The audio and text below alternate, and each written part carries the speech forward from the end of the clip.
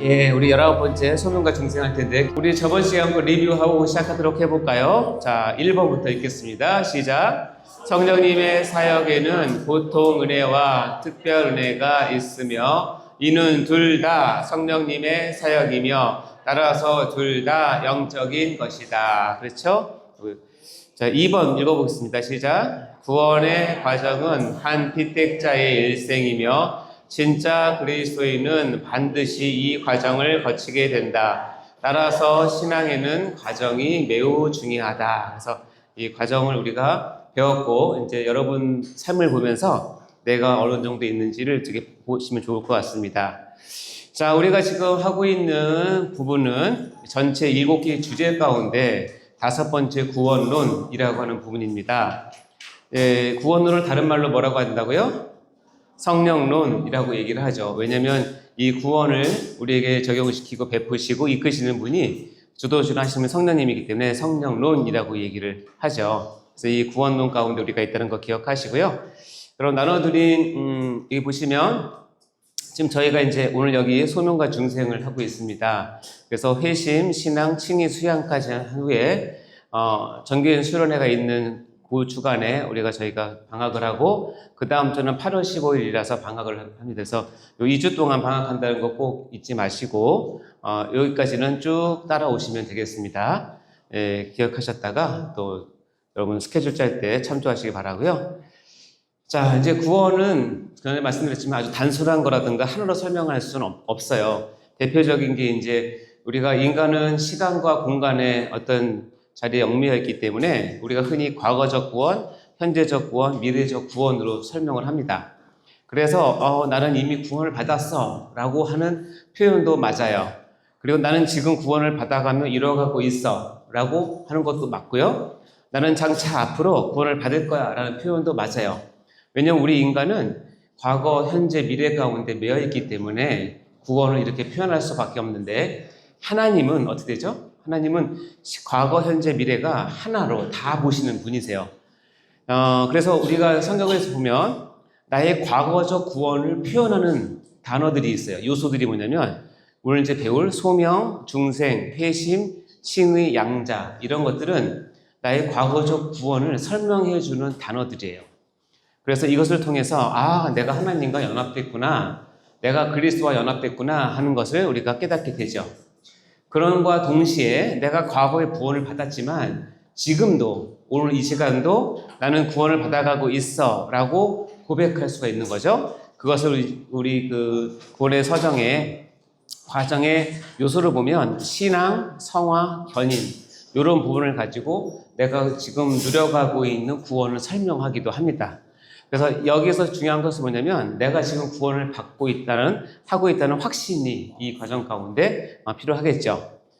그리고 나서 이제 제일 마지막으로는 뭐냐면 우리의 구원이 절대로 불완전하거나 못 이루어진 것이 아니지만 완벽한 100%의 구원은 우리가 죽음을 통해서 하나님 앞에 갔을 때 완벽한 구원을 받게 되거든요. 그것을 미래적 구원이라고 얘기하고 영화라고 이야기를 합니다.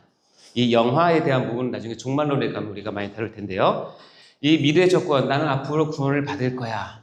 지금도 물론 구원을 받고 있지만 나의 완벽한 구원은 내가 하나님 앞에 갔을 때 완벽하게 받을 거라는 소망을 갖게 되는 것이 영화입니다.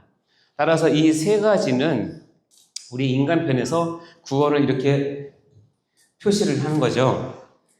제가 이거를 안 줄이겠네요. 네.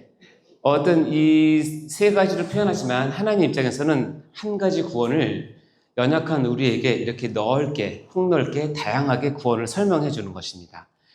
그리고 이것이 이제 우리가 저번에 배웠지만 여러분 지난번에 구원 열차를 탑승하고 오셨잖아요. 그게 두 가지가 있어요. 나의 구원의 과정을 우리가 신앙생활하는 차원에서 즉 목회적 관점에서 이렇게 죄인부터 시작해서 영적 각성, 회심, 구원 누림, 열정, 헌신, 성화, 열매, 영화의 단계로 우리가 몸에 느끼는 구원의 과정을 설명할 수 있고 이 목회적 관점을 이제 성경과 교리에 맞추어서 설명한 것이 밑에 있는 소명부터 시작해서 소명, 중생, 회심, 신앙, 칭의, 수양, 성화, 견인, 영화 이렇게 우리가 설명을 할 수 있죠. 기억나시죠? 그래서 이제 우리가 교리 시간이니까 요거를 중점으로 이제 우리가 구원을 설명할 예정입니다. 자, 우리 목회적 관점에서 보면 어쨌든 이런 과정을 나이 많은 사람이나 적은 사람이나 많이 배운 사람이나 덜 배운 사람이나 할 거 없이 이런 과정들을 겪게 되는데, 자, 목회적 관점에서는 이 과정이 중요한데, 읽어볼까요? 처음부터 시작. 죄인, 영적 각성, 회심, 구원 누림, 열정, 헌신, 성화, 열매, 영화. 이 과정을 이제 우리가 목회적 관점이라고 얘기했고, 이 과정을 이제 우리가 신학적으로 표현을 한다면 교리적 관점에서는 이렇게 얘기했죠. 어떻게 읽어볼까요? 시작. 소명, 중생, 회심, 신앙, 칭의, 수양, 성화, 견인, 영화. 이거 쭉 하기가 어려우니까 짧게 불렀던 거 기억나십니까? 읽어볼까요? 시작. 소, 중, 회, 시, 칭수, 성, 견, 영. 이렇게 교리적 관점에서 우리가 보게 됩니다. 오늘은 소명과 중생, 이 교리적 관점 처음 두 파트를 오늘 보도록 하겠습니다. 제가 말씀드렸지만 이 시간 여러분은 너무너무 감사하고 행운인 게 뭐냐면 이 구원의 과정, 서정 이 9개를 인생사에 비교해서 설명한 데가 있다 없다? 여기만 있다? 그죠? 네, 감사하시고 네, 소명부터 시작해서 이제 정단성자부터 시작을 해서 이렇게 쭉 해서 저희들이 매치를 시켰잖아요. 기억나시죠? 이걸 이제 세 등분으로 나눠서 설명한다면 이렇게 됩니다. 소명, 중생, 회심을 나의 구원의 탄생을 표현하는 걸로 생각하시면 돼요. 나의 구원이 어떻게 내가 탄생했는가. 그 다음에 신앙, 칭의, 수양은 그 탄생한 구원이 어떻게 성장해 가는가를 설명한 거라고 생각하시면 제일 맞아요. 그리고 성화, 견인, 영화는 나의 그 구원이 지금부터 시작해서 영원히, 죽을 때뿐만 아니라 영원히 나와 내 주위와 교회에 어떤 영향을 주는가를 설명한 거예요. 이 세 개로 나누면 어느 정도 이해가 되시죠? 그래서 너무 감사한 건 뭐냐면 이렇게 그림으로 표현할 수 있다는 거. 네. 1부 구원의 탄생, 소명, 중생, 회심. 2부 구원의 성장, 신앙과 칭의, 수양. 3부 구원의 역량, 성화, 견인, 영화. 이렇게 볼 수 있습니다. 그래서 구원과 인생의 유비를 교리적 차원에서 이렇게 한 그림으로 설명을 할 수 있습니다. 사진 찍으시려고요? 자, 오늘 보면 이제 첫 번째 시작을 할게요. 이제 소명부터 시작을 하겠습니다. 자, 소명은 아까 이 그림에서 이 첫 번째 그림인데, 이 소명, 콜링이라고 얘기를 하고, 여기 소명 그림을 보면 난자와 정자 그림을 그려놨는데, 설명은 이렇습니다. 이 첫 번째 소명은 외적 소명, 내적 소명이 있고, 외적 소명은 낭자 또는 정자라고 설명을 했고, 그 내적 소명은 정자 앤드 난자 합쳐진 거라고 얘기를 드렸잖아요. 이건 이렇게 설명할 수 있어요. 외적 소명은 하나님께서 모든 인류에게 그 인류 가운데 사람들 가운데 섞여 있는 자기의 백성을 부르시기 위해서 외치는 소리를 하게 하세요. 전도자를 통해서, 설교자를 통해서, 또는 이미 믿는 친구나 가족들을 통해서, 또는 기독교 방송 등을 통해서, 주변의 권위를 통해서 하나님이 누구를 부르시는 소리를 계속 주세요. 그것을 외적 소명이라고 얘기합니다. 그거를 굳이 따지자면 정자 또는 난자요. 정자와 난자는 생명의 씨가 되지만 만나지 않는 이상은 생명이라고 할 수가 없잖아요. 그렇듯이 이 외적 소명은 수많이 들려지지만 거의 99.99% 버려져요. 그래서 한쪽 귀로 들어와서 여러분 잘하는 게 뭐죠? 한쪽 귀로 나갑니다. 아무런 영향을 미치지 않아요. 한쪽 귀로 들어와서 한쪽 귀로 나갑니다. 그러다가 하나님께서 때가 돼서 그 귀로 들어온 외적 소명의 한계가 하나의 그 외침이 그 안에 하나님의 말씀을 담고 있을 때 그 말씀을 붙잡고 귀로 들어왔는데 밖으로 안 나가고 꺾여져서 내 마음으로 쏙 들어오는 사건이 벌어져요. 그걸 뭐라고 한다? 내적 소명이라고 얘기를 해요. 정자가 한 번에 2억에서 3억 개가 나오고 난자는 하나가 있잖아요. 근데 이 두 개가 만날 확률이 굉장히 적잖아요. 근데 만났잖아요. 만나서 여러분이 됐잖아요. 똑같아요. 내적 소명은 수많은 외적 소명이 벌어지는 가운데서 특별하게 하나님께서 은혜 주셔서 만나서 생명이 잉태되는 것을 내적 소명이라고 얘기를 해요. 자, 그러면 소명이 무엇인가? 콜링이에요. 다시 얘기하면 하나님의 부르시는 명령, 부를소, 명할명. 그래서 소명이에요. 여러분 다 들어보셨습니까? 여러분을 부르시는 하나님의 음성을? 재훈아, 내가 어디 있니? 라는 말 들어보셨습니까? 여러분이 재훈이가 들으면 안 되죠? 여러분이 들어야 되죠?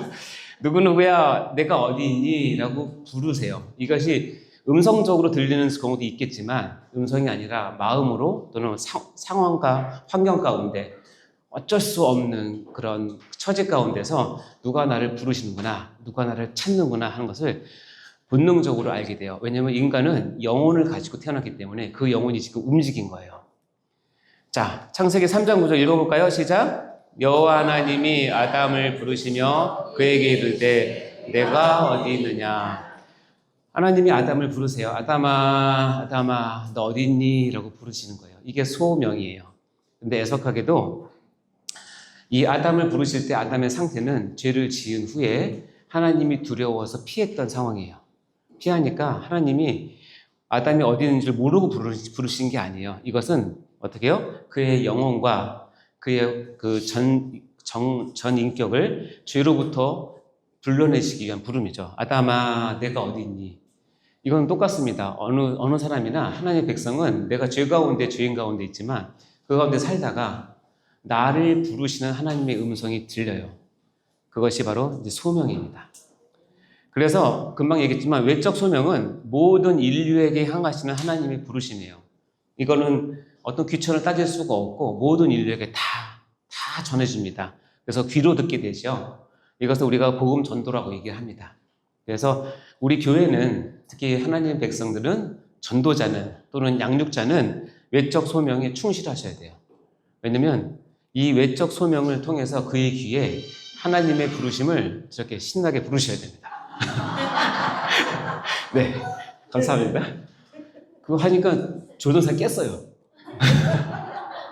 자, 이렇게 하다가 어떻게 해요? 내적 소명이 하나님 은혜 가운데 딱 있는데 이거는 뭐냐면 모든 인류가 아니라 누가?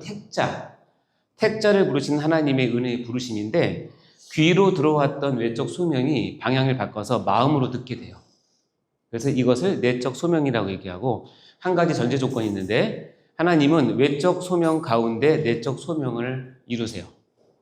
따라서 외적 소명 없이 내적 소명만 바로 주는 경우는 거의 없다고 보시면 돼요. 따라서 우리가 전도해야 될 이유, 우리가 선교해야 될 이유는 제가 예정론을 가르칠 때 많은 분들이 이렇게 물어봐요.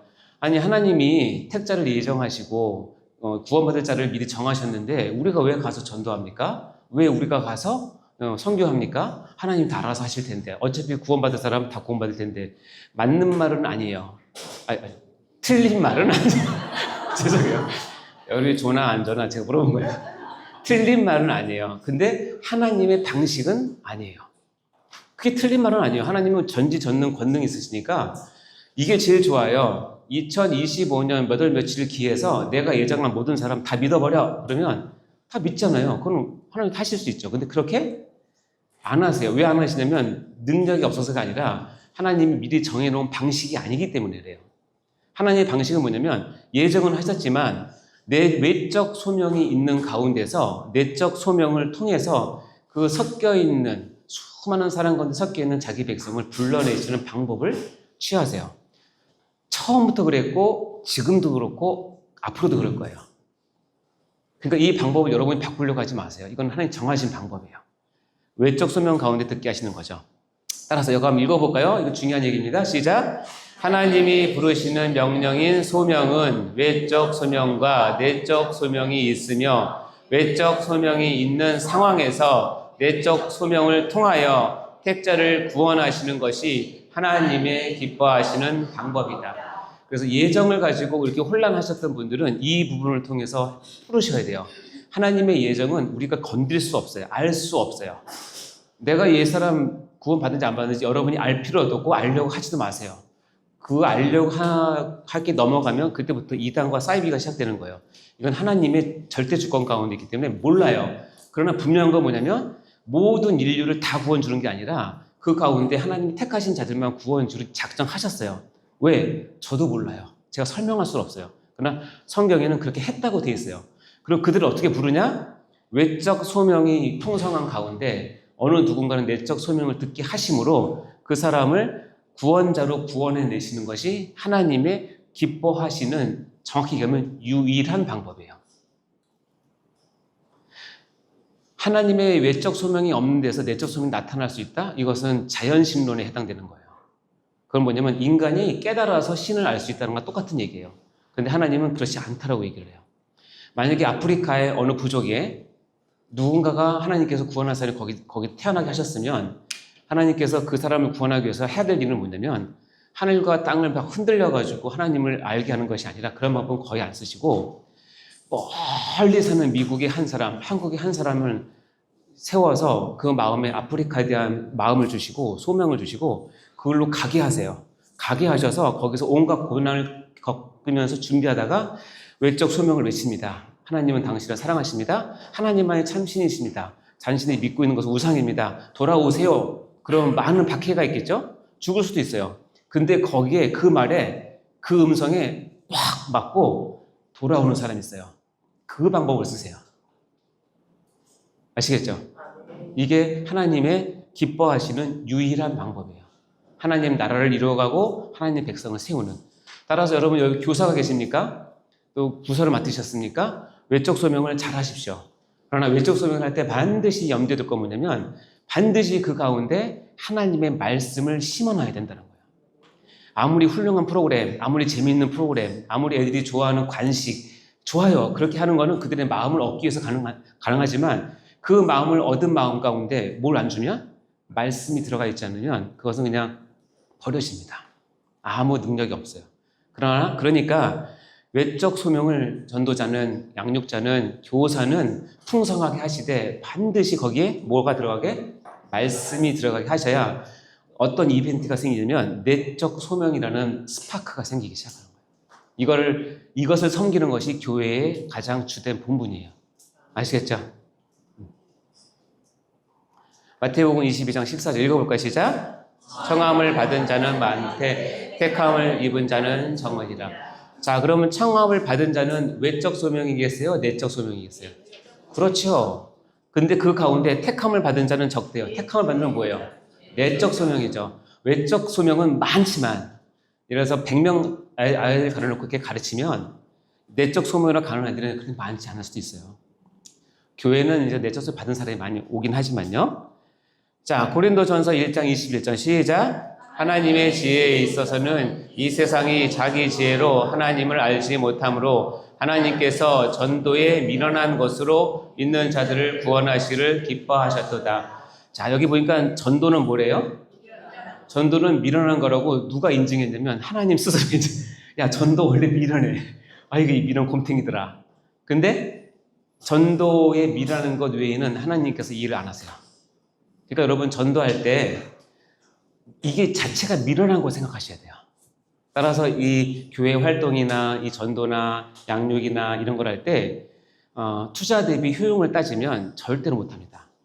우리는 사회생활을 하고 기업을 하고 또 여러 가지 뭐 투자도 많이 하고 주식투자도 할 때는 투자 대비 효용과 그거를 따지는 것은 너무나 당연한 이치예요. 그게 세상 사는 이치고 그거 틀렸다는 얘기가 아니라 그러나 영적인 부분에 있어서는 그렇게 따져서 영적인 생활을 하면 절대로 안 된다는 거예요.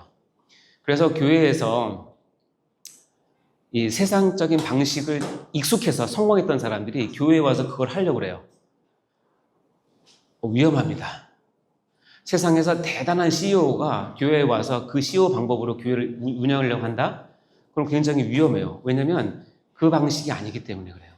전도는 미련한 방식이에요.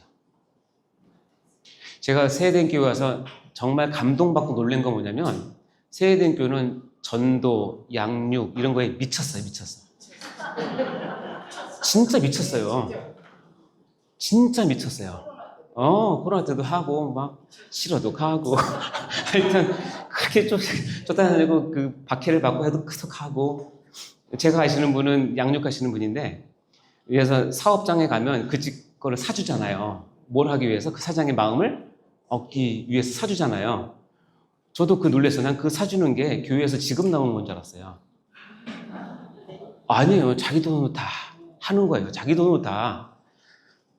그러니까 하루는 그 감자탕집 사장을 전도를 하는데 감자탕집 사장의 그 감자탕을 한 2달 내내 사온 거예요. 그래서 그 집 아이는 지금도 감자탕 안 먹는데요. 그때 하도 질려서. 얼마나 아름다운 그 스티그마 아닙니까? 흔적입니까? 이게 하나님 보시기엔 너무나 아름다운 거예요. 왜냐면 전도에 미련한 거 사니까. 정말 여러분, 전도할 때 고난받고 이렇게 배척받고 따돌림 당하고 할 때 기뻐하세요. 성경에 분명히 얘기했잖아요. 예수 그리스도의 복음을 인해서 여러분이 박해받고 고난받고 환난 당할 때 기뻐하라고. 하늘에 쌓은 너희 상이 많다고. 여러분 찾아서라도 하셔야 돼요. 그리고 그거 때문에 막 서러워하거나 울지 마세요. 왜 그러세요? 우리는 지금 서러워 울 수 있지만 하늘나라에 쌓인 거 보면 아이고 여러분 아주 통쾌하게 웃으세요. 너무 좋은 거예요. 감사한 거예요.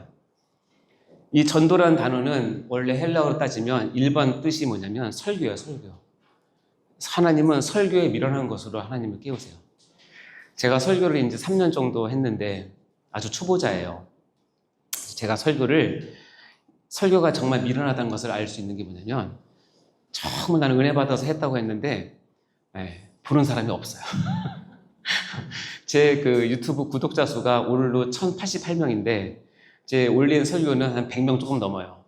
그러니까 도대체 900명은 뭐 하시는 거예요 지금? 구독만 해놓고 안 보고 말이야. 사람들이 진짜 열받네. 그럴 때마다 제가 느끼는 건 뭐냐면 설교는 미련한 거래. 근데 제가 금요일날 제가 이거 첫 설교를 이거 강의를 했는데 그날 저에게 왔던 한 여자 권사님이신 것 같은데 시사님인지 모르겠는데 진료받고 나가면서 그러신 거예요. 목사님 그러면서 교회 다니세요? 그랬더니 세대교회 다니는데요. 그래서 그러세요?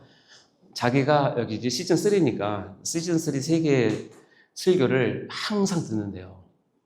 그래서 모든 설교를 제가 다 듣고 있다고 그러면서 너무 감사하다고 그러면서 뭐라고 했냐면 작년에 정말 자기가 힘든 그 고비와 어려움이 있었는데 이 설교를 통해서 많은 해답을 얻고 용기를 얻게 돼서 너무나 감사하다고 얘기를 하더라고요. 그래서 그래서 제가 제 유튜브 안 듣는 900명을 용서하기로 했어요. 저는 그런 분만 있으면 됩니다. 원래 전도는 미련한 거예요. 그러니까 여러분 교회 일은 미련한 거라고 생각하시면 돼요. 절대로 세상적으로 삐까번 척하고 절대 그렇지 않습니다. 이 자체가 하나님이 공인한 전도는 미련한 것. 아시겠죠? 네. 마음에 새기세요. 그러니까 거기에 낙심하지 마세요. 절대. 마가복음에 보면 이어 이르되 너희는 온 천하에 다니며 만민에게 복음을 전파하라. 다니며 전파하라. 외적 소명이에요? 내적 소명이에요? 내적 소명이죠? 죄송해요. 외적 소명이죠? 이 외적 소명을 할 때 두 개로 갈라져요. 뭐냐면 믿는 사람과 믿지 않는 사람. 이게 굉장히 중요한 건데 여러분이 외적 소명을 하면 하나님의 심판이 그 사람에게 임해요. 눈에 보이지 않지만. 믿으면 구원을 얻는 것이고 믿지 않으면 뭐예요? 정죄를 받아요. 그러니까 여러분 하나님의 대사로서 자부심을 가지고 외치세요. 자, 그러면 이렇게 외적 소명을 가지고 다닐 때 외적 소명이 한쪽 귀로 들어와서 한쪽 귀로 나가는 사람은 믿지 않는 사람은 정죄받는 쪽으로 가시는 거고 어쩔 수 없어요. 그걸 우리가 억지로 할 수 없어요. 그러나 어떻게 해요? 믿고 내적 소명을 받아서 세례받는 사람들은 뭐예요? 구원을 얻는다. 이게 진리예요. 그러니까 내가 믿고 믿지 않게 하는 것은 내가 할 일이 아니에요. 누가 하는 거죠? 하나님 하시고 우리는 뭐 하죠? 다니며 전파하고 그렇죠? 사주고 얻어터지고 열심히 아멘? 이 여러분이 평생 해야 될 사명이에요. 로마서에 보면 이거 이렇게 멋지게 설명한 구절이 있는데요. 읽어보겠습니다. 시작. 누구든지 주의 이름을 부르는 자는 구원을 받으리라. 그런즉 그들이 믿지 아니하는 일을 어찌 부르리요? 듣지도 못한 일을 어찌 믿으리요? 전파하는 자가 없이 어찌 들으리요? 보내심을 받지 아니하였으면 어찌 전파하리요? 기록된 바 아름답도다 좋은 소식을 전하는 자들의 발휘함과 같으니라. 요 말을 이렇게 쭉 하면 이게 무슨 말이냐 이어지는 것 같은데 네 일주로 더 오라고요? 이어지는 것 같은데 이게 무슨 말인지 잘 모르잖아요. 근데 저는 이런 게 나오면 아주 재미있어요. 왜냐면 이거를 도화지에다가 그리면 돼요. 어떻게 그러냐 여기 아까 이 말씀이에요. 자, 누구든지 주의 이름을 부르는 자는 구원을 얻는 데죠. 자, 구원을 얻는데요. 누가 얻는데요? 주의 이름을 아, 주의 이름을 부른 자는 구원을 얻는구나. 이게 원칙이에요. 자, 그러면 그런즉 믿지 아니하는 자를 어찌 부르리요? 부르려면 뭐 해야 된대요? 믿어야 된대요. 믿어야 주의 이름을 부르고 구원을 얻을 수 있대요.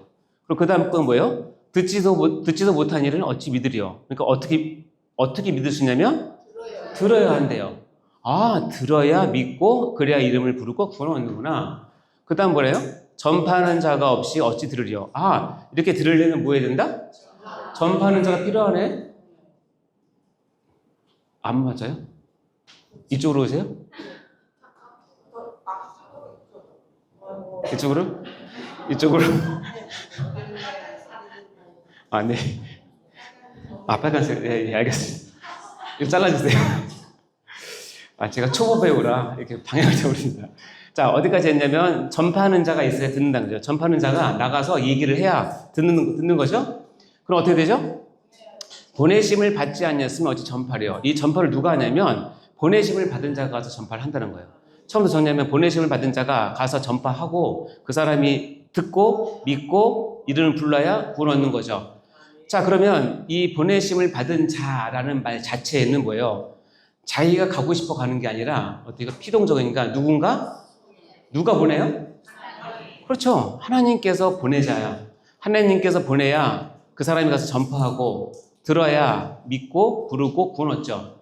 따라서 우리의 구원은 어떻게 되죠? 우리의 구원은 하나님으로부터 시작을 하죠. 그렇죠. 오직 하나님께로부터 우리의 구원이 시작이 돼요. 하나님께서 보내는 자를 통해서. 자, 하나님께서 보내는 자가 전파하고 듣는 것까지가 우리가 배운 외적 소명이에요. 따라서 여러분 보내심을 받았으면 가서 전파해야 돼요.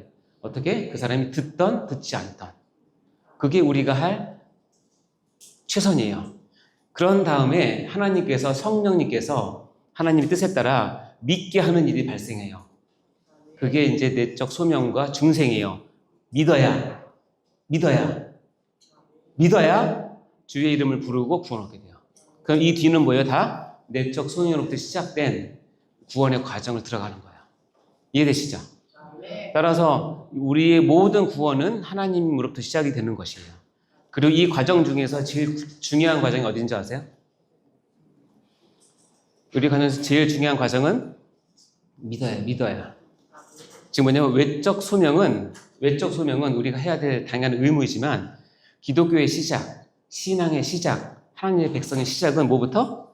믿어야부터 시작되는 거야. 누가 믿게 하시냐면 성령님께서 믿게 하세요. 그래서 우리의 모든 구원은 믿음으로부터 믿어야 구원 얻는 거죠. 자, 이 구절을 이해하셨죠? 이게 이제 외적 소명과 내적 소명을 가장 잘 표현한 흐름도예요.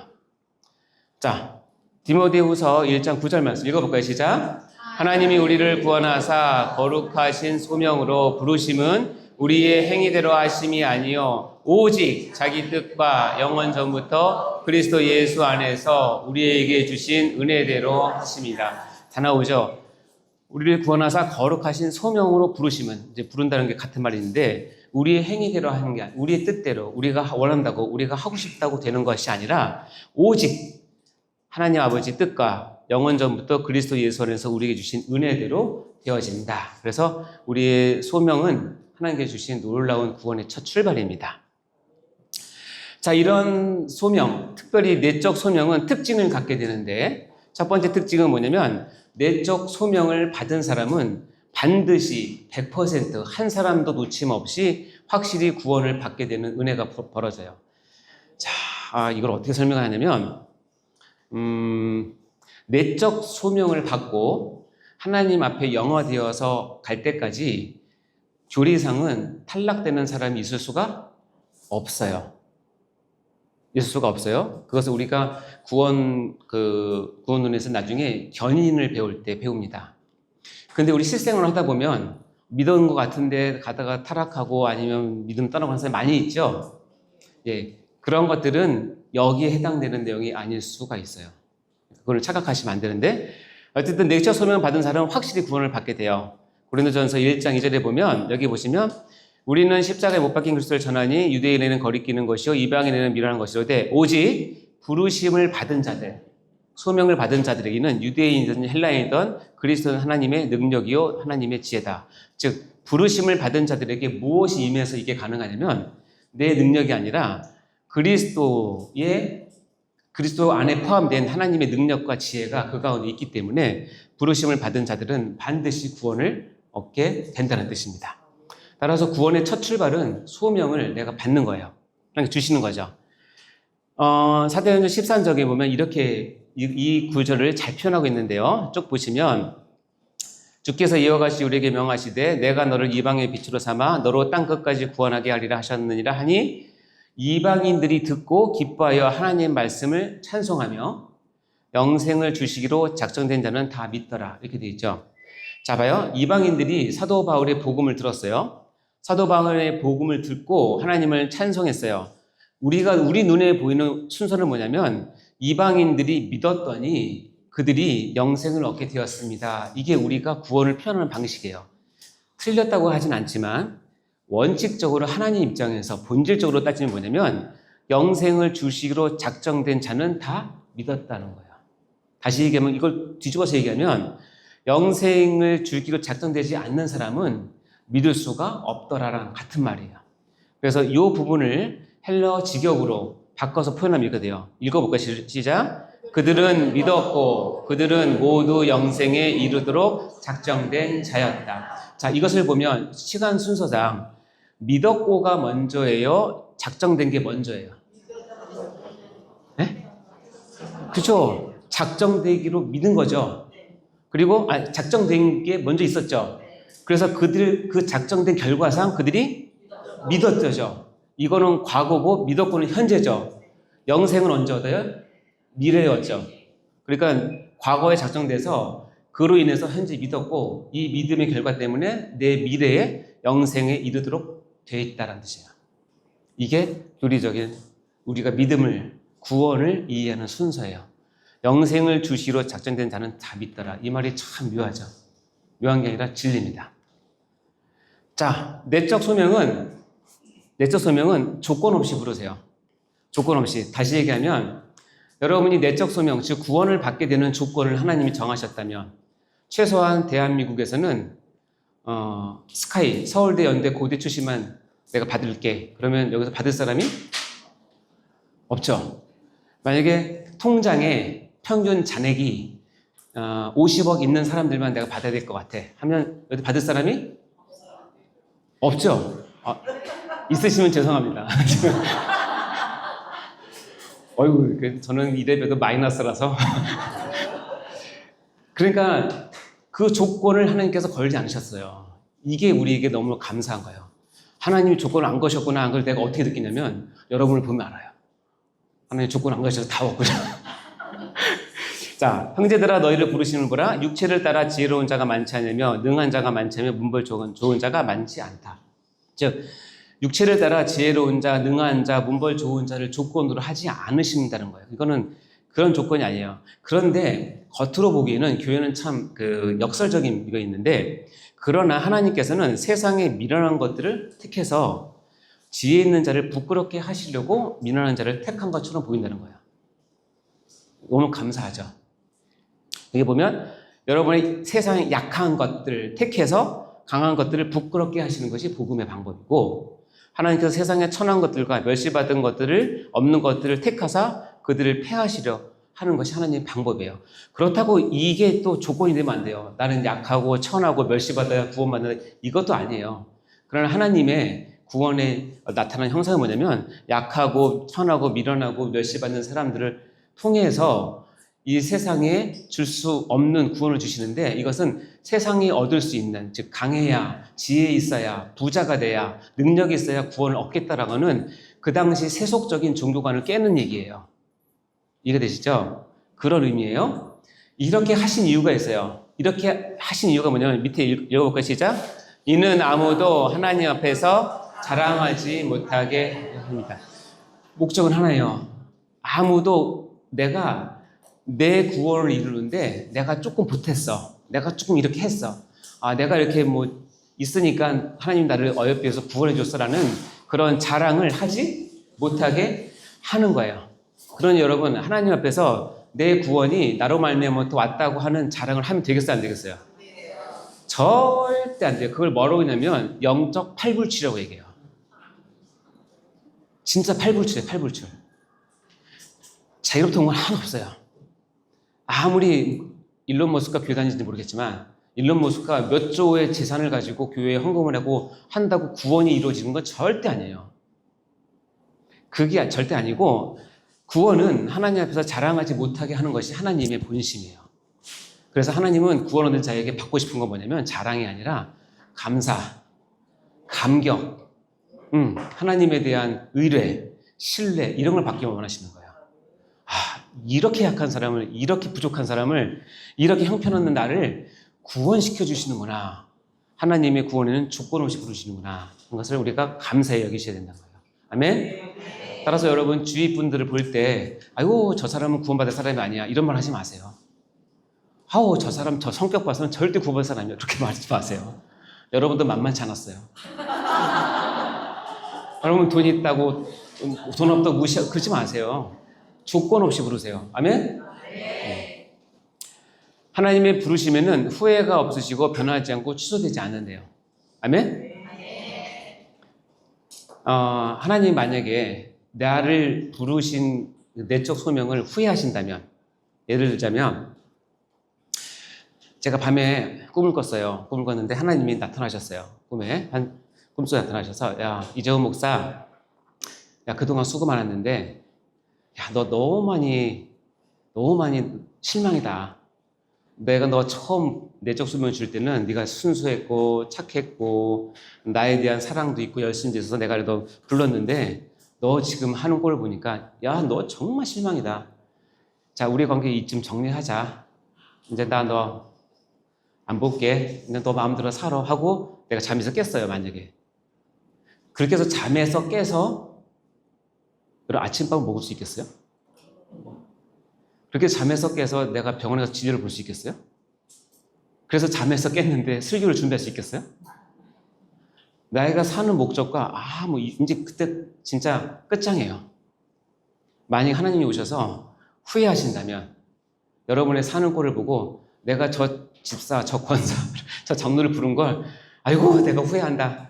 취소! 이렇게 하는 순간 여러분은 완전히 소금이 맛을 잃으면 귓가에 벌어져서 밟힐 뿐이에요. 그 꼴 나는 거예요. 근데 하나님은 너무너무 감사하게 너무너무나 고맙게 이제 하나님께 너무 감사한 게 뭐냐면 나를 부르신 내적 소명은 후회가 없고 변치도 않고 취소하지? 아멘? 이야 하나님 너무 멋지지 않습니까? 우리 하나님께 박수 한번 합시다. 하나님 너무 감사합니다. 여러분 잘 아시는 말씀인데 로마서 11장 시작. 하나님의 은사와 부르심에는 후회하심이 없느니라. 아멘? 믿으시기 바랍니다. 그렇기 때문에 어떤 역경이나 어떤 환란이나 어떤 공고가 와도 나를 부르신 그 부르심은 후회하심이 없으세요. 따라서 제 한 발자국만 더 나갈게요. 하나님은 절대로 후회하지 않고 포기하지 않고 번복하지 않기 때문에 여러분이 하나님의 부르심의 목적에 살지 않을 때는 그렇게 살 때까지 하나님께서 반드시 닥달하십니다. 같은 말입니다, 여러분. 하나님이 후회 안 해서 감사하죠. 동일한 건 하나님의 부르심에 내가 그렇게 안 살 때는 하나님께 놓지 않으시고 나를 반드시 어떻게? 훈련시키시고 연단시키시고 그 내 잘못된 것을 버리는 그 환경으로 몰아넣으시고 때로는 여러분이 돈을 좋아하면 돈을 다 망하게 하시고 여러분이 또 뭐 다른 것 좋아하면 그것을 못하게 하셔서라도 거기에서 누굴 만나요? 하나님의 부르심을 다시 한번 확인하게 하세요. 왜? 하나님은 후회하지 않으시니까. 두 가지가 같이 있는 겁니다. 우리가 감사할 것도 있지만 우리가 잘못 사면 하나님의 이 닥달하심에 들들 볶일 수가 있어요. 너무 감사하죠, 근데. 그렇게 해서 돌아오신 분들이 제가 보기엔 여러분 계십니다. 저도 그 중에 한 사람이고. 자, 하나님의 내적 소명은 어떻게 해요? 뭘 통해서? 말씀, 전도와 외적 소명을 통해서 온다는 거 아까 강조드렸습니다. 사도행전을 보면 그들이 이 말을 듣고 자, 외적 소명이 왔어요. 어떻게 해요? 마음에 내려왔어요. 내적 소명으로 왔어요.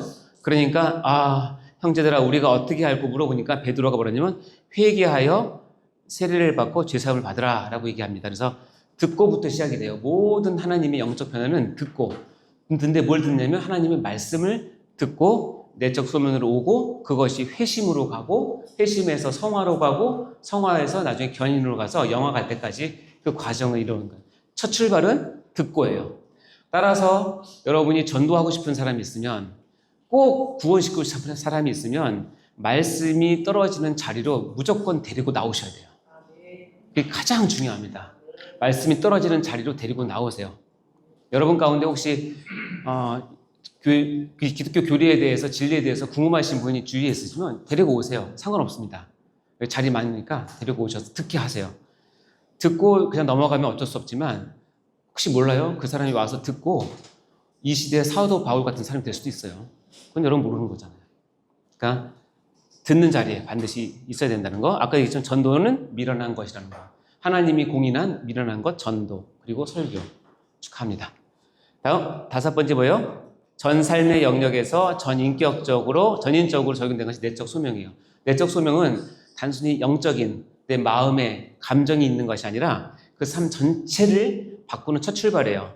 여호와께서 아브라함에게 이르셨어요. 말씀하셨어요. 그 말씀이 쭉 가서 어디로 가냐면 마지막으로 너는 뭐가 된다? 복이 된다. 너는 복의 근원 자체가 네 자체가 복이 된다는 거예요. 내적 소명을 품은 사람은 하나님께서 그를 뭘로 세우시면 하나님의 복으로 삼으세요. 그 자체가 복이고 그 사람이 가서 하는 모든 행동은 복을 선포하는 것이고 그 사람이 하는 모든 사역은 복을 드러내는 거예요. 하나님의 복을. 따라서 내적 소명은 우리 삶 전 영역에서 하나님의 복을 드러내는 일들을 하게 됩니다. 자, 이렇게 내적 소명을 본다면 이제 마지막으로 소명, 이렇게 부르시는 목적이 있어요. 나를 부르시는 목적, 여러분 부르시는 목적은 크게 4가지입니다. 첫 번째는 뭐냐면 항상 한 가지 목적지를 향한, 다시 얘기하면 소명을 하시는 하나님의 목적은 뭐냐면 그 소명을 듣게 하는 필택자를 하나님에게 구원을 이루도록 아까 설명한 내용들인데요. 로마서 8장 17절을 보면 이거 아주 잘 나와 있습니다. 읽어볼까요? 시작!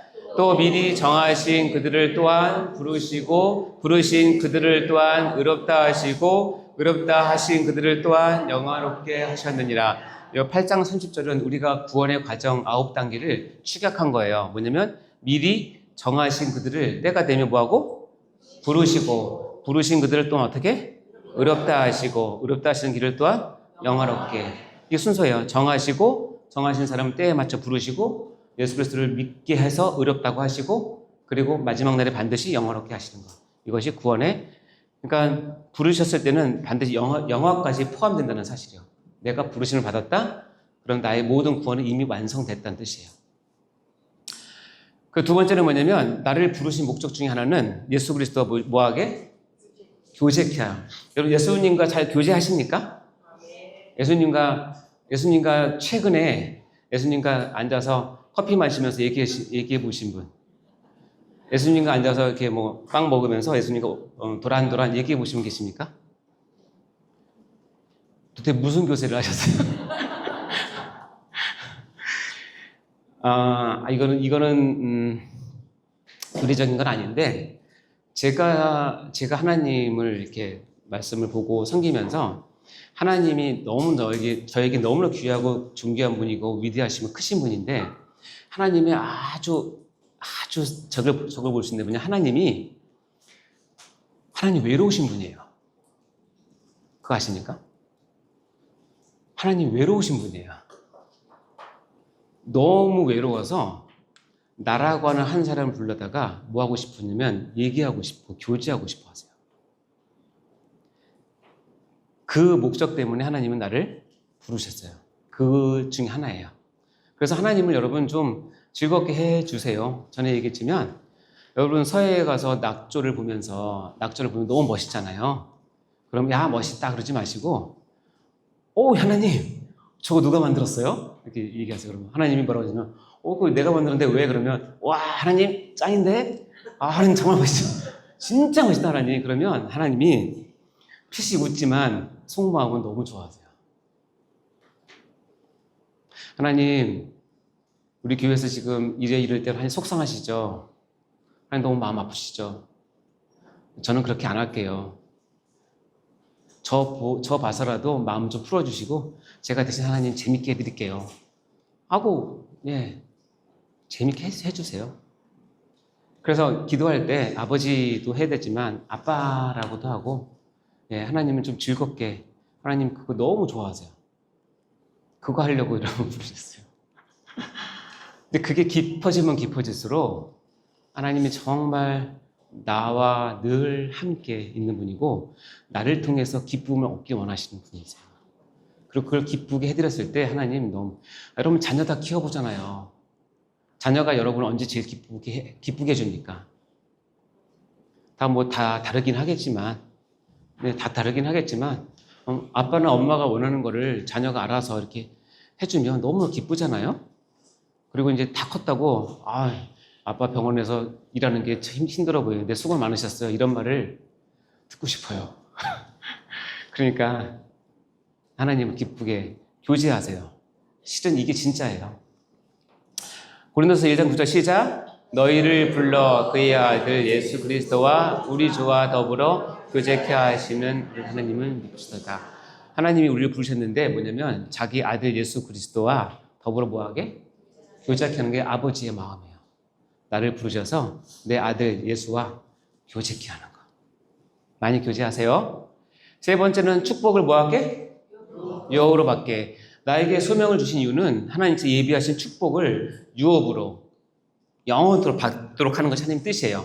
베드로서 3장 9절 읽어볼까요? 시작. 악을 악으로 욕을 욕으로 갚지 말고 도리어 복을 빌라. 이를 위하여 너희가 부르심을 받았으니 이는 복을 이어받게 하려 하십니다.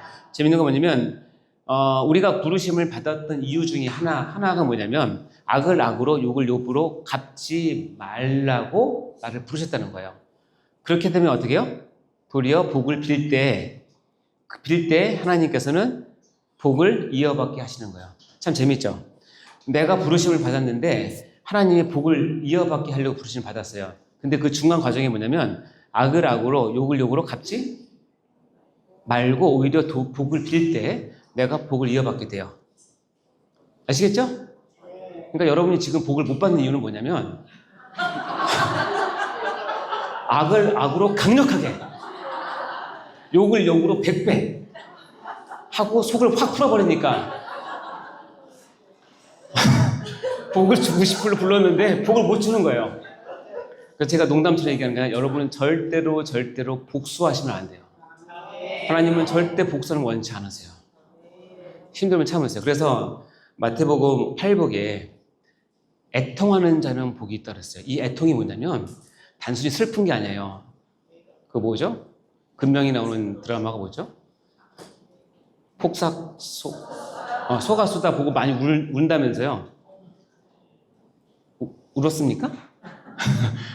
그걸 얘기하는 게 아니야. 애통은 뭐냐면 당연히 내가 받을 권리를 못 받을 때, 당연히 내가 인정받을 것을 못 받을 때, 내가 당연히 해야 될 것을 누명을 써서 억울하게 뺏겼을 때, 근데 그게 예수님 때문에, 복음 때문에, 교회 때문에 그렇게 했을 때 내 마음으로 북받치는 애통이 있어요. 그 애통은 다 있을 거 아니에요? 그 애통이 넘쳐날 때 하나님은 딱 보고 야, 너 참 복 받았겠다. 그렇게 얘기하는 거예요. 이 말이에요. 악을 악으로 욕을 욕으로 실컷 갚으면 여러분 속은 후련하지만 쌓을 복이 없는 거죠. 그게 오늘 목사님 말씀의 스티그마예요. 예수의 흔적이에요. 여러분 마음속에 핥혀진, 내가 정말 믿고 따라 해줬던 그 사람이 나의 마음을 확 긁어놓고 갔던 그 상처, 그거를 부둥켜 안고 복수하지 않고 용서해주고 끝까지 기다려주면서 그 상처를 내가 부담 놓고 있을 때 하나님께서 너 참 복 받겠구나 하고 복을 주시는 거예요. 복 많이 받으시기 바라요. 자, 마지막으로는 우리 소명은 주인은 자유케, 화평케, 거룩하게, 소망하게, 영생하게 위해서 나를 부르셨다는 거예요. 예레미야에서 이렇게 나옵니다. 읽어볼까요? 시작. 여호와의 말씀이니라. 너희를 향한 나의 생각을 내가 아나니 평안이요 재앙이 아니니라. 너희에게 미래와 희망을 주는 것이라. 때로는 하나님을 무섭게 여기는 사람이 있어요. 실은 하나님 무서우세요. 그건 당연하지만 무서운 이면에는 왜 그러냐면 그것을 그 하나님과의 관계에 어그러지는 부분을 해결을 해야 하나님께서 주시는 참 평안과 미래와 희망을 주시기 때문에 예시적으로 무서운 것이지 무서운 것 자체가 하나님은 절대 아니세요. 여기 보면 너희를 향한 나의 생각은 뭐예요? 평안이에요. 평안. 절대 재앙이 아니에요. 너희에게 미래와 희망을 주는 거예요. 따라서 여러분은 하나님이 절대 소망이 되셔야 돼요. 아멘? 예, 왜냐하면 하나님 그것을 위해서 날 부르셨기 때문에 그래요. 자, 이제 1단계 소명 끝났죠? 네, 소명을 좀 확인하셨습니까? 내가 부름을 받았나? 내가 하나님께서 나를 부르셨나? 그것을 꼭 확인하시기 바랍니다. 이 소명을 붙잡고 나에게 나타나는 바로 이어서 나타나는 반드시 연속적으로 나타나는 게 있는데 뭐냐면 중생입니다. 자, 두 번째 중생을 들어가겠습니다. 자, 중생. 이것도 중생. 왼쪽 중생이 우리가 말하는 이 중생이에요. 이쪽 중생이 중생이에요. 자, A번, 1번이 중생이다. 손 들어보세요. 한문 테스트 하네. 네, 내리시고 아니다. 이게 우리가 말하는 중생이다. 손 들어보세요. 오, 안 드시네? 예. 안 드시는 분들은 뭐예요? 아, 그렇죠. 네. 자, 보세요. 정답을 얘기하면 이게 우리가 쓰는 중생의 한문이에요. 자, 이게 무슨 중자예요? 무거울 중. 도대체 태어날 때 몇 킬로로 태어나야 중생인가요? 태어날 때 4.5kg 이상은 중생이다. 이 중생이 무거울 중 날생인데 맞아요. 이게 무거울 중은 맞는데 한문은 뜻이 여러 개가 있잖아요. 두 번째 이 중자의 뜻은 뭐냐면 거듭중자예요. 거듭중자. 그래서 이 중생을 쓰는 거예요. 무겁게 태어난다는 뜻이 아니라 뭐예요? 거듭 태어난다. 그래서 우리가 중복한다. 중복할 때 이 중자 쓰니까 중생은 뭐냐면 무겁게 태어난 것이 아니라 거듭 태어난다는 거예요. 자, 오른쪽에 이 중생은 뭔지 아세요? 무리중인데 이거 주로 어디서 쓰는지 아세요? 그렇죠. 불교에서 내가 중생을 어여삐 해서 자비를 베푸나니 할 때 중생이에요. 이거 손드는 사람을 절로 가라고 그러렸는데 아무도 안 들어서 네, 계속 계세요. 자, 이 구원의 서형에서 중생의 개념을 저의 의학적 유비를 통해서 이해했죠. 다시 한번 설명드릴 테니까 잘 보세요. 여기서 이제 첫 번째 단계를 지나서 두 번째 단계인데 수정과 착상에 대한 것으로서 설명을 드립니다. 예, 중생에 보면 어머니 자궁이 있고 이렇게 난자와 전자가 내적 소명을 만난 것이 나파관을 타고 내려와서 어머니 자궁벽에 착상이 돼가지고 큰 과정을 우리가 중생이라고 얘기한다는 거예요. 거듭 태어난다 라는 뜻이에요. 거듭 태어난다. 여기 보면 이제 이렇게 와서 나팔관 바로 그 앞에 난자 앞에서 정자가 만들어진 그 생명체는 딱 만나자마자 급속하게 2배, 4배, 8배, 16배로 계속 바뀝니다. 그래서 어느 정도 약간 질량이 있을 때는 어떻게 되냐면 이제 나파관을 타고 돌돌돌 굴러서 여러분이 잘 아는 거 있죠? 둘둘 굴러서 군뱅이도 구르는 재주가 있다는 게 거기서 나와요. 돌돌 굴러서 어디 와요? 어머니 자궁이 안에 와서 딱 들어가는 것을 착상이라고 얘기를 해요. 착상이 되면 어머니 뱃속에서 어떻게요? 1달, 2달, 3달, 4달, 5달 쭉 해서 10달, 9달에서 10달 동안 뱃속에 자라게 되죠. 그래서 중생은 처음 내가 중생했구나 라고 느끼는 게 처음이 아닐 수도 있어요. 구원패에서 얘기한 것처럼 네 생일은 언제니? 언제인데 그럼 네가 영적으로 거듭난 때는 언제니? 너 그 날짜 모르니? 그럼 넌 중생인 거 아니야. 이건 웃긴 얘기라고 그랬죠. 그건 말이 안 되는 거예요. 중생은 봐요. 처음에 딱 만나서 여기서 쭉 내려와서 여러분이 내가 임신했구나 하는 것을 언제 처음 알았어요? 대장 몇 주 정도 지나서? 4주, 예민하신 분 4주, 조금 둔하신 분은 8주, 보통 6주 정도 내외. 기억 안 나시죠? 그때쯤 알잖아요. 근데 실은 언제 딱 만났어요? 그 전에 만났잖아요. 그러니까 구원파로 얘기하면 이거예요. 난자와 정자가 딱 만난 시간 기억하니? 이거랑 똑같은 얘기예요. 기억할 수 있어요? 없어요. 근데 이게 내려와서 어머니 뱃속에서 자라기 시작하면 중생이 슬슬 내가 중생했다는 것을 엄마한테 알려줘요. 어떻게 알려주면 초반에는 왜 이러지? 하고 가서 여러분이 가서 테스트를 딱 해보니까 선명한 두 줄이 딱 나타나잖아요. 어머나, 나 임신했네. 그리고 나서 한 5, 6개월 지나면 아기가 자궁에서 뭐 합니까?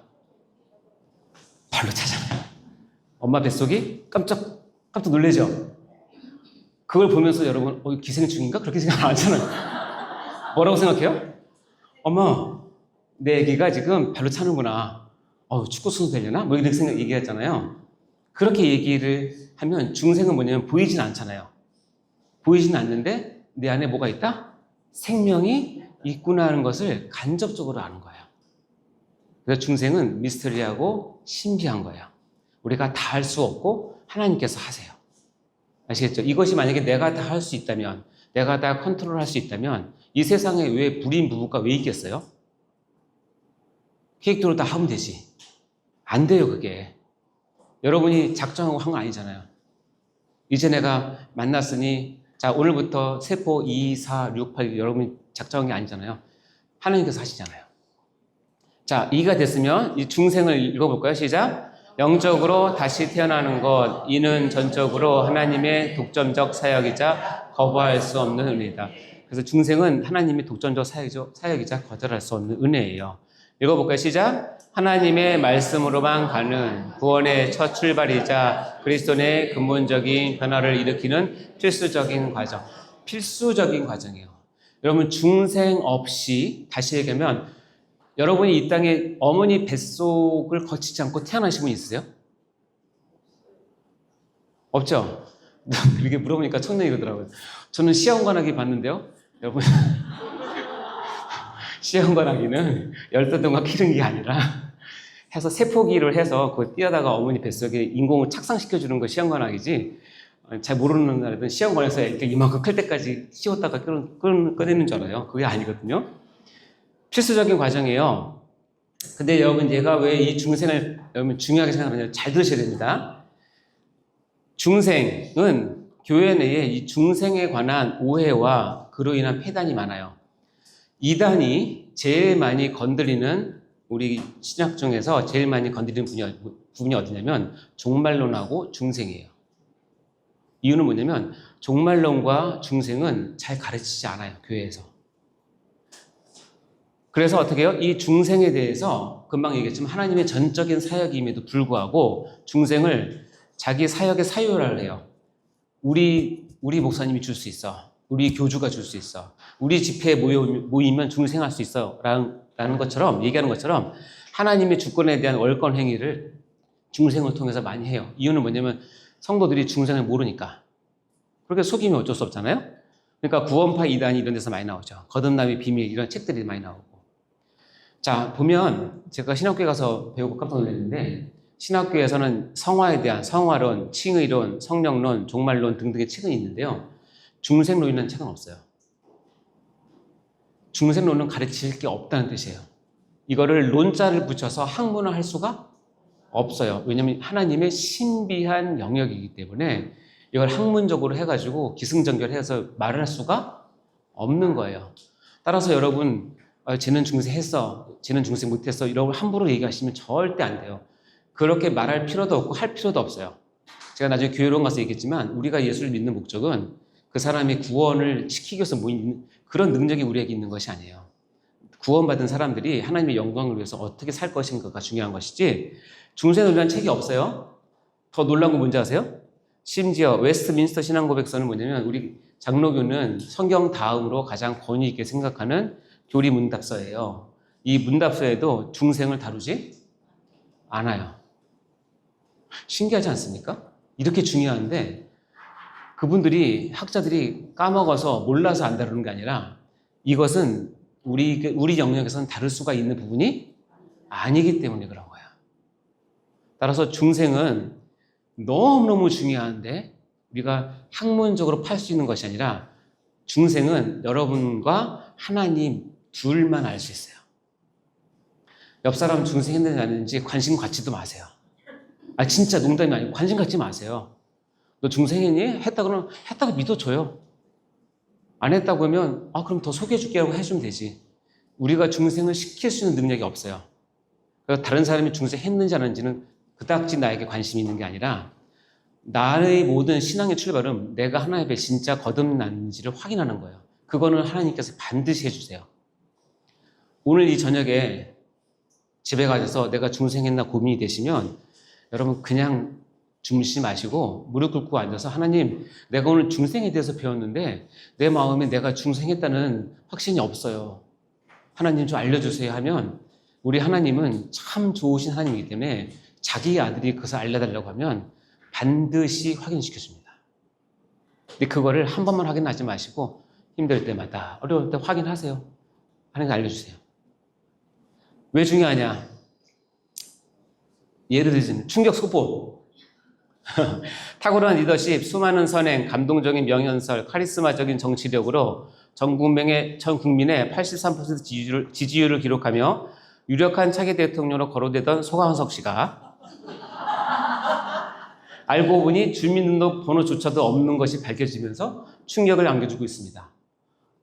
더 나가서 더 심각한 건 뭐냐면 차기 대선 후보인 소강석 씨는 아예 태어나지도 않았음이 확인되어서 전 국민이 경을 금치 못하고 있는 상황입니다. 자세한 상황을 알아보기 위해 서초동 검찰청에 나와 있는 이재용 기자를 불러보겠습니다. 이 기자. 네, 이해되시죠? 자, 이런 일이 이 땅에서 지금 현실 있을 수가 있어요, 없어요? 있어요. 그리고 우리가 봤던 소광석님은 유령이었나요? 아니죠? 이런 일이 가능한 일일까요? 이 땅에서는 가능하지 않아요. 그러나 영적인 세계에서 가능해요. 이 땅에서 안 태어나고 주민등록을 받고 안 태어나서 뭐 할 수는 없죠. 물질적인 세계니까. 근데 영적인 세계 이게 가능한 게 뭐냐면 마태복음 7장 21절에 이런 말씀이 있어요. 여러분 다 아시는 말씀이에요. 나더러 주여 주여 하는 자마다 다 천국에 들어갈 것이 아니요 다만 하늘에 계신 내 아버지의 뜻대로 행하는 자라야 들어가리라.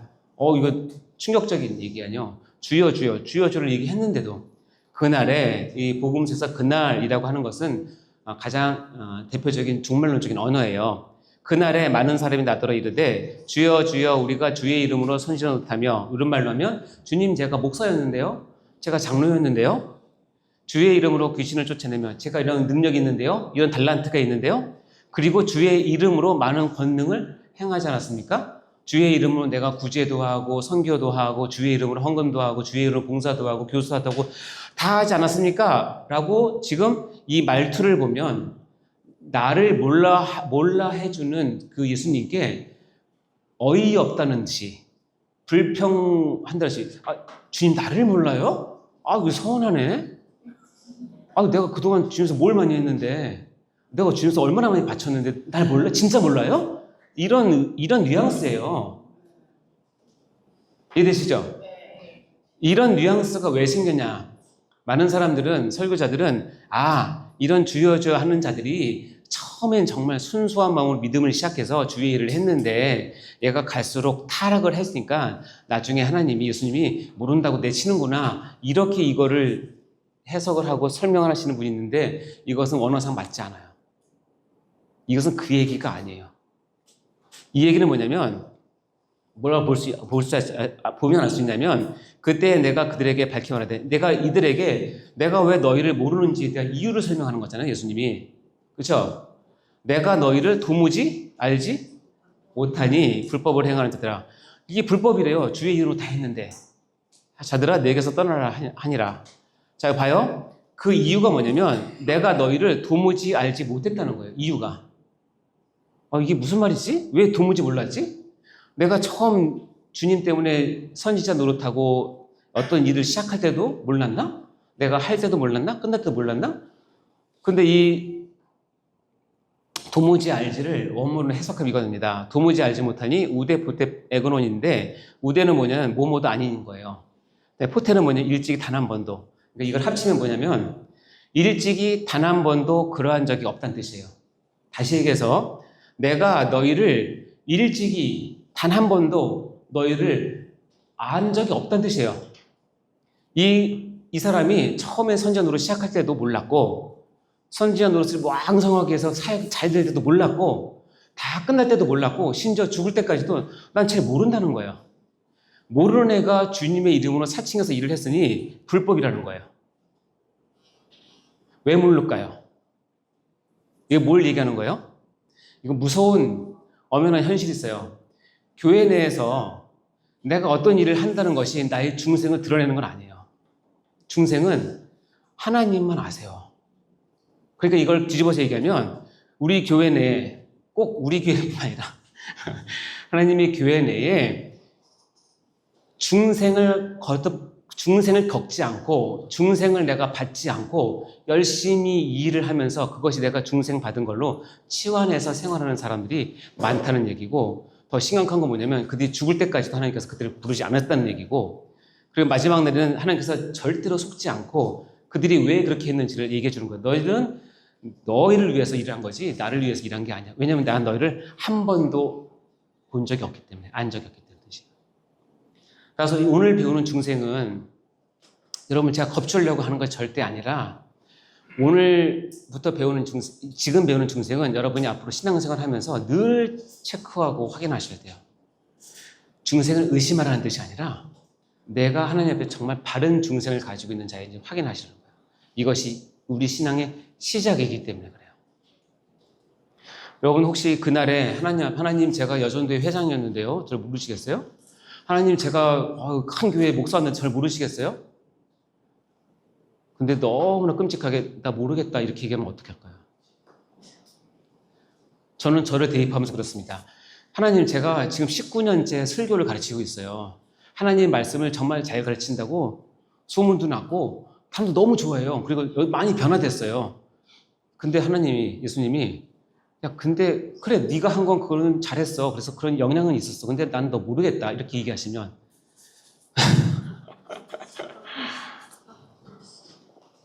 입이 빡빡 타네요. 저는 잠자다가 그 생각하면 벌떡벌떡 일어나요. 내가 지금 어디에 서 있나? 내가 정말 중생했는가? 왜냐면 이것은 꼭 확인하셔야 돼요. 속지 마세요. 아멘? 이제 다시 한번 이제는 이걸 확인하는 방법을 알려드릴 거예요. 이거를 확인하는 방법 중에서 우리가 성경에서 중생을 얘기할 때 빼놓을 수 없는 분이 한 분 계세요. 그분 누구세요? 네, 니고데모. 이분 아십니까? 네. 여기 니고데모 여기 있죠. 예수님이죠. 예수님은 30살. 니고데모는 사회적 위치상 못해도 40, 50대. 10살 이상의 나이 드신 분이 와서 지금 예수님과 대화를 하면서 성경에서 유일하게 중생에 대해서 계시하시는 장면이에요. 따라서 니고데모를 이해하지 못하면 여러분 중생을 이해하지 못해요. 잘 들으세요. 제가 얘기를 할게요. 그런데 바리새인 중에 니고데모라 하는 사람이 있는데 유대인의 지도자라. 이 말을 풀어서 얘기하면 니고데모라고 하는 사람은 유력한 정치인이다. 사내들인 공회의 회원이다. 우리나라 국회의원은 지금 몇 명인가요? 300명인가요? 299명인가요? 300명이죠. 300명 중에 한 명이 교회에 와도 소개하고 그러잖아요. 근데 유대인의 지도자, 이것은 사내들인 공회는 전체 이스라엘의 70명이에요. 70명 중에 한 명이에요. 그러니까 상당한 정치적인 백그라운드와 능력이 있는 사람이에요. 근데 그가 밤에 예수께 왔어요. 왜 밤에 왔을까요? 날씨가 밤에 더워서? 그래서 밤에 시원할 때 온 거 아니죠? 이 정치적인 백그라운드를 가진 니고데모가 그 당시 한참 떠오르는 샛별 예수, 청년 예수, 사람들에게 관심이 집중되는 슈퍼스타 예수, 그러나 자기가 속한 사내들인 공회에서는 대적으로 보는 예수를 만나러 가야 되는데 낮에 가면 어떻게 돼요? 눈에 띄죠. 몰카 찍히고 사진 찍히고 기자들 다 볼 거 아니에요. 그러니까 어떻게 해요? 밤에 왔어요. 이해되세요? 니고데모의 마음을? 근데 왜 왔냐면 너무 궁금한 게 많은 거예요. 역시 이 니고데모는 정치인이에요. 만나자마자 예수님을 인사를 하면서 격식을 갖춘, 상대방을 존중해주는 인사를 합니다. 들어보실래요? 랍비여, 우리가 당신은 하나님께로부터 온 선생인 줄 아나이다. 하나님이 함께하지 아니하시면 당신이 행하시는 이 표적을 아무도 할 수 없음이니다. 라고. 자, 이 말이 접대성 멘트일까요? 진심일까요? 진심일까요? 접대성 멘트일까요? 상관없어요. 접대성 멘트든 진심이든 니고데모가 이렇게 예수님을 표현합니다. 그러면 예수님은 어떻게 대답하는 게 정석이냐면, 아유, 별 말씀을, 어떻게 오셨어? 뭐 궁금한 거 있어? 내가 좀 알려줄게. 한번 얘기해봐. 이렇게 할 텐데 예수님은 굉장히 단호한 거 아세요? 때로는 굉장히 단호하고 철두철미하세요. 거두절미하고 예수님이 대답하여 이르시되 진실로 진실로 아멘 아멘, 강조할 때 쓰신 단어니까 진실로 진실로 내게 이르노니 사람이 거듭나지 않으면 하나님 나라를 볼 수 없는.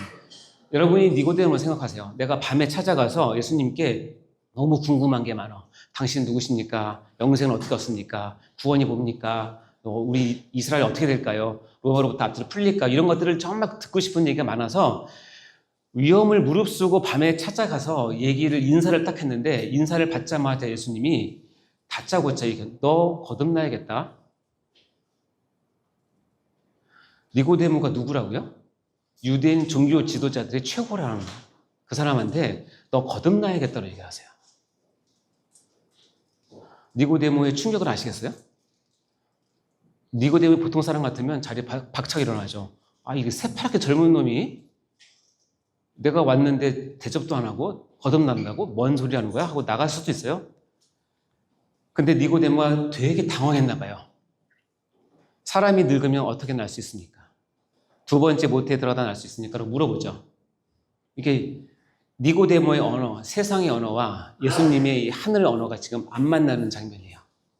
그러니까 예수께서 대답하여 이르시되 진실로 진실로 내게 이르노니 사람이 물과 성령으로 나지 않으면 하나님 나라에 들어갈 수 없다.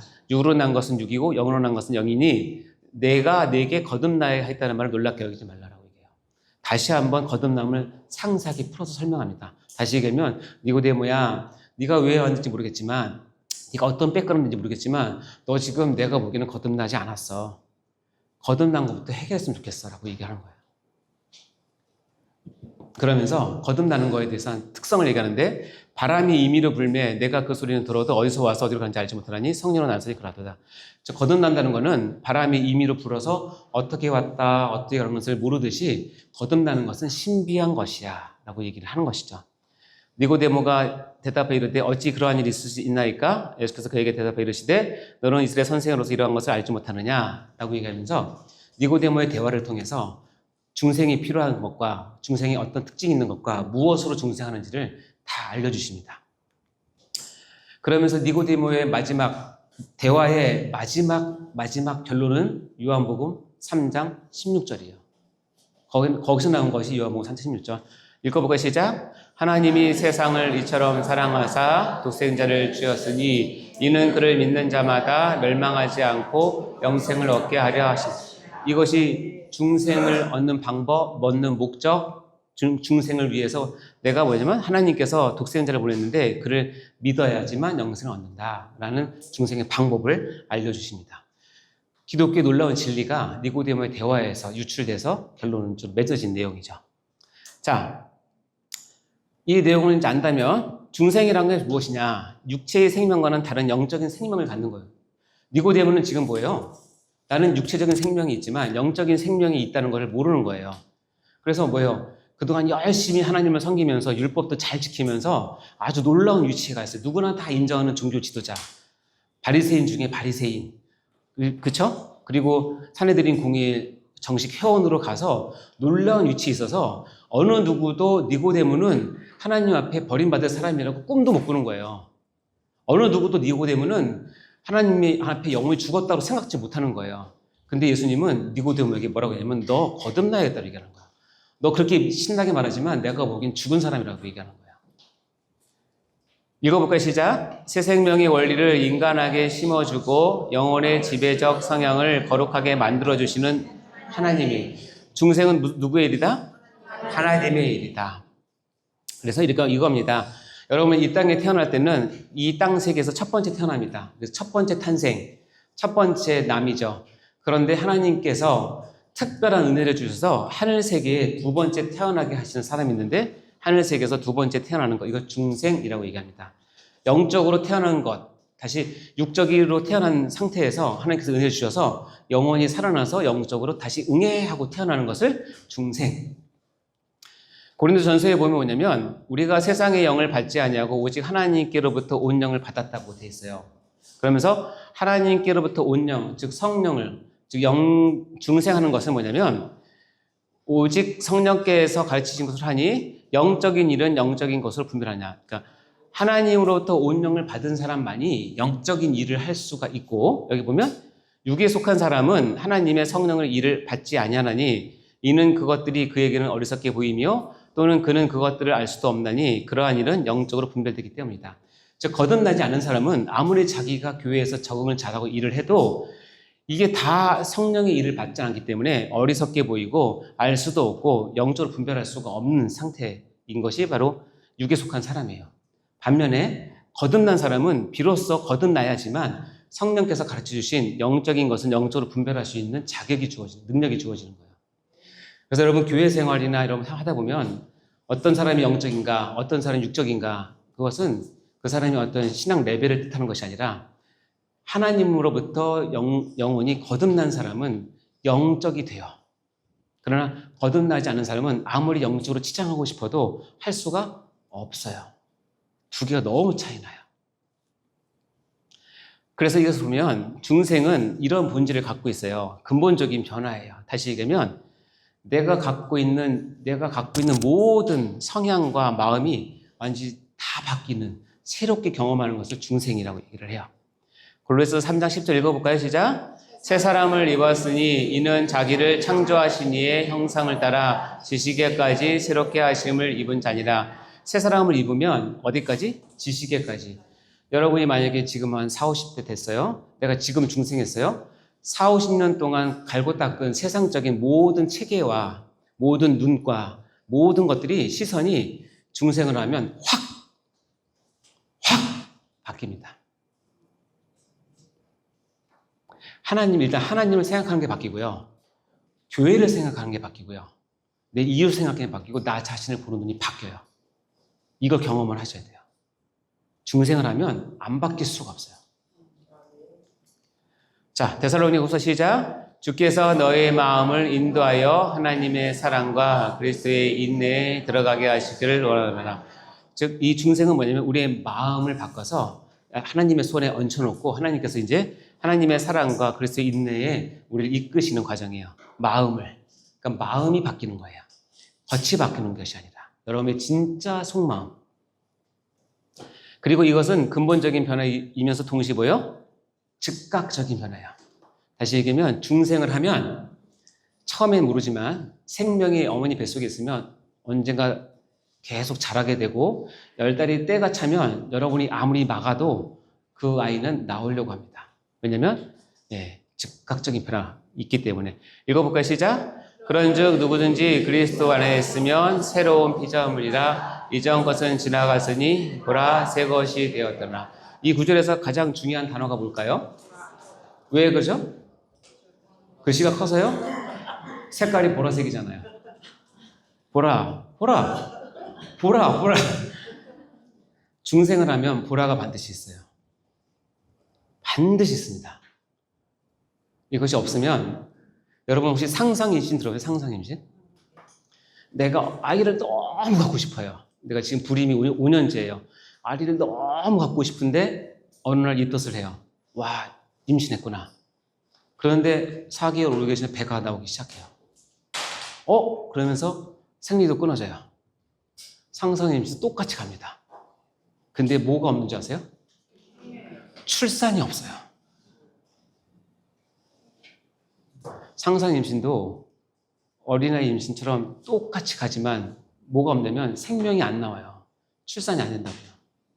여러분 내가 중생을 하고 싶은 마음이 간절해서 내가 중생한 척해도 뭐가 안 나오냐면 그 안에서 회심을 통한 생명이 안 나온다니까요. 보라가 안 돼요. 보라가. 이걸 하라고 그러면 뭔 말인지 몰라요. 그러니까 단순히 그냥 교회를 열심히 하는 것을 보라라고 생각하는데 그게 다가 아니에요. 전 삶의 영역에서 변화해요. 이렇게 설명합니다. 자, 보실까요? 여러분은 중생을 이렇게 이해하시면 안 되는데 첫 번째는 뭐냐면 인포메이션. 내가 교리적인 체계를 얻고 성경 말씀을 알고 교회의 행정을 알고 목사님 다니면서 성향을 알고 그래서 이런 인포메이션을 다 얻어서 인포메이션을 착착착 쌓으면 이것이 내가 중생했다고 여러분 착각할 수가 있기 때문에 조심하시대요. 인포메이션은 우리 신앙을 첫 출발하는데 굉장히 중요한 요소지만 인포메이션을 통해서 중생을 드러낼 수는 없어요. 여기서 더 나아가서 이 인포메이션을 머리 좋은 사람은 포메이션 시켜요. 체계화 시켜요. 세대인 교회는 1년 행사가 이렇게 되니까 이렇게 한다. 세대인 교회는 이런 해야 인정을 받는 것이기 때문에 문화가 있기 때문에 이렇게 한다. 그래서 포메이션을 시켜요. 저는 그것이 나쁘다는 뜻은 아니에요. 그것이 우리가 신앙생활을 규칙적으로 하는데 좋죠. 그러나 뭘 경계하냐면 포메이션 된 것에 나를 맡김으로써 내가 하나님과의 관계가 중생했다라고 착각하시면 그건 별개일 수 있어요. 포메이션이 나의 중생을 드러내지 않아요. 인포메이션이 나의 중생을 드러내지 않듯이. 중생은 뭐냐면 트랜스포메이션이에요. 완벽한 변화. 포도주가 뭐가 되죠? 물이 뭐가 되죠? 포도주가 되는 걸 얘기하는 거예요. 물과 포도주는 다 들으셨겠지만 화학 기도가 전혀 달라요. 그거 두고 바꿀 수가 없는데 예수님은 물이 포도주가 되게 하신 것. 이게 여러분이 죄인으로 있다가 중생하는 걸 얘기하는 거예요. 자, 포도주가 됐는데 그 포도주가 된 것을 다 나눠줬어요. 잔치집에 온 사람이 다 먹고 마셨죠? 사람들이 색깔은 포도주고 향치는 포도주인데 맛은 맹물이네 이렇게 얘기했어요. 먹고 어떻게 했어요? 어떻게 너 지금까지 이렇게 극상품 최상의 포도주 지금까지 남겨놨니? 진짜 포도주 맛이 나는 거예요. 중생은 여러분 마음 변했다고 표현하고 그런 게 아니라 여러분의 삶과 인격과 눈빛과 모든 걸 통해서 하나님이 드러나는 거예요. 이걸 어떻게 학문적으로 서술을 하겠습니까? 근데 반드시 중요하다는 거예요. 그렇게 이렇게 중생하는 방법은 얘기했지만 중생의 유일한 도구로서의 뭐예요? 하나님의 말씀이고 이것은 중생은 독점적인 하나님의 사역이에요. 자, 베드로전서 1장 읽어볼까요? 시작. 너희가 거듭난 것은 썩어질 씨로 된 것이 아니요 썩지 아니할 씨로 된 것이니 살아있고 항상 있는 하나님의 말씀으로 되었느니. 거듭난 것은 뭐로 된다? 교사분들도 모든 분들은 모든 사역의 말씀이 반드시 필요하고 아셨죠? 말씀 가운데 나오셔야 되고 날마다 말씀을 묵상하시고 날마다 말씀에 목숨을 거신 이유가 뭐냐면 말씀만이 나를 거듭나게 됩니다. 예수께서 대답해 이르시되 진실로 내게 이르노니 사람이 물과 성령으로 나지 않으면 하나님 나라에 들어갈 수 없느니라. 물은 회개고 성령은 진리의 말씀을 뜻하는 거예요. 에베소서에 보면 이렇게 나옵니다. 이는 곧 물로 씻어 말씀으로 깨끗하게 해서 우리가 거듭난다고 얘기를 합니다. 다음에 로마서 10장 10절에 정확히 나오죠. 시작. 그러므로 믿음은 들음에서 나며 들음은 그리스도의 말씀으로 말미암아. 그리스도의 말씀을 들을 때 믿음, 거듭남이 나온다는 뜻입니다. 말씀은 우리의 중생을 이끄는 유일한 도구입니다. 그리고 중생은 독점적인 하나님의 사역이에요. 다시 한번 강조하지만 중생은 누가 줄 수 없고 내가 원한다고 얻는 것이 아니에요. 중생은 반드시 뭐예요? 하나님께서 하세요. 에스겔서에 보면 그들은 내 백성이 되고 나는 그들의 하나님이 되리라 라고 하는 이 귀한 이 복음의 진리는 누가 하냐면 내가 하는 거예요. 내가가 누구냐면 하나님이세요. 하나님이 하세요. 어떻게? 한 사람에게 새 영을 주시고 돌 같은 마음을 제하고 살처럼 부드러운 마음을 주어서 내 율법을 따르며 내 길을 지켜 행하게 만들겠다. 이게 하나님의 독점적인 사역이라는 뜻이에요. 요한복음에 보면 영접하는 자 곧 그 이름을 믿는 자들에게는 하나님의 자녀가 되는 뭘 주셨다? 권세를 주셨는데 누가 주신? 하나님이 주신 거죠. 따라서 혈통으로나 육정으로나 사람의 뜻으로 나지 않냐고 뭐요? 하나님께부터 난 자, 즉 모든 중생은 하나님께부터 난 자들이 하나님께서 주신 거예요. 여기 보면 두아디라 시의 자색 옷감 장사, 요즘 말로 하면 명품 세일하는 여성분이세요. 왜냐면 옛날 자색 옷은 왕족 귀족만 입었기 때문에 이 자색 옷감 장사하는 이분이 하나님 성인 루디아라는 한 여자가 있는데 바울의 설교를 듣고 변화가 돼가지고 바울의 사역을 돕습니다. 그때 여기 이렇게 표현합니다. 여자가 말을 듣고 있을 때 어때요? 주께서 그 마음을 열어. 이것이 중요한 거예요. 주님께서 그 마음을 열 때 하나님의 말씀이 바울을 통해서 루디아에게 들어가서 루디아가 바울을 돕는 사역자로 쓰임을 받게 된다는 것이죠.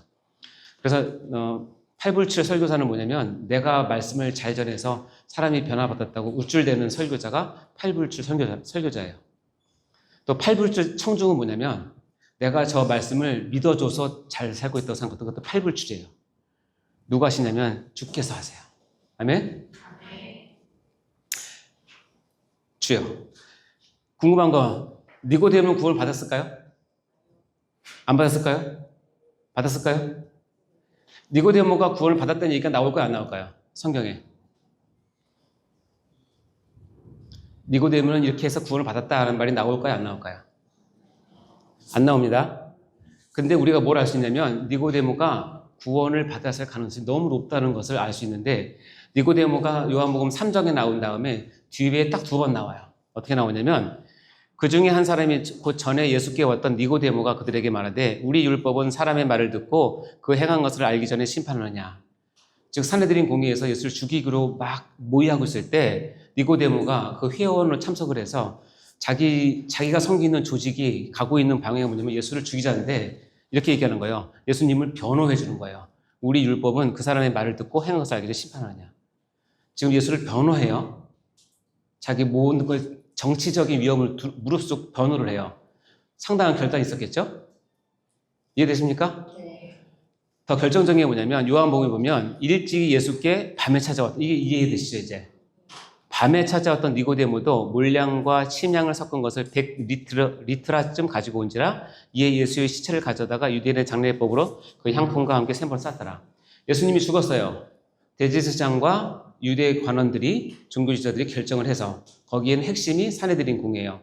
산헤드린 공회에서 예수를 죽이기로 결정을 해서 자기가 섬기고 있는 조직이 예수를 죽이기로 결정했는데 니고데모는 그렇게 죽인 예수를 시체를 받아다가 지금 장례를 해줘요.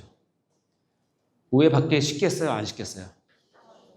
이거는 자기 정치 생명을 내건 거예요. 뭐 때문에? 예수 때문에. 100리트라 찾아보니까 싸게 먹히면 2, 3천만 원, 좀 특히 침향을 많이 섞이면 1억 원대예요. 예수를 위해서 1억 원대의 향품을 할 수 있겠어요? 자기 조직이 죽였던 사람인데.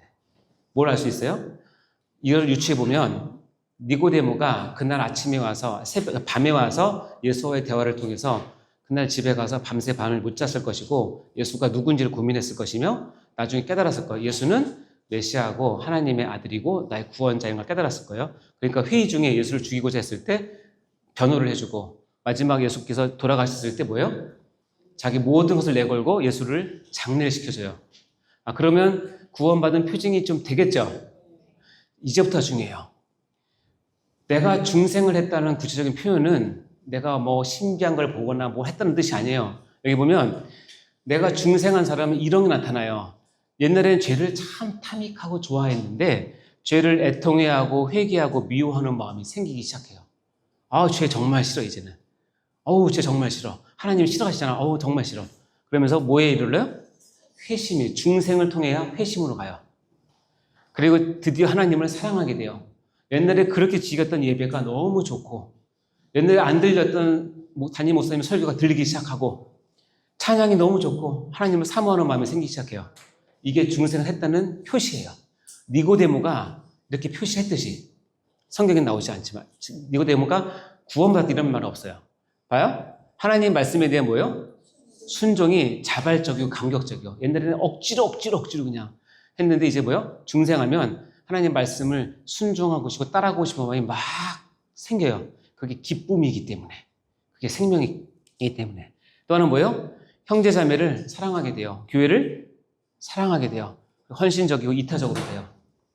제가 짧은 기간 저희 아버님 섬기던 교회에서 교육부 부장도 하고 여러 가지 해봤는데 제가 한번 느낀 건 뭐냐면 교회에 처음 와서 교회를 잘 모르거나 예수님을 잘 모르는 사람들은 교회에 왜 오냐면 교회에 와서 뭔가 얻어가려고 와요. 하다못해 교회에 와서 식당에 가서 뒤져서라도 뭐도 가져가요. 김치도 가져가고 뭐도 가져가고 휴지도 가져가고 화장실에 있는 휴지도 가져가고 다 가져갑니다. 교회에 왔으니까 뭘 가져가야겠다는 뜻이에요. 근데 이 사람이 중생해가지고 은혜 받잖아요. 교회에 뭐가 부족하면 집에 있는 걸 갖다 놔요. 이게 엄청난 변화예요. 그래서 처음 사람은 기념품 준다 그러면 기념품 받고 뒤가 줄 서서 또 받고 애들 시켜서 또 받고 그러잖아요. 집에서 막 서너 개 막 있잖아요. 이렇게 크게 웃으세요? 너무 찔렀나?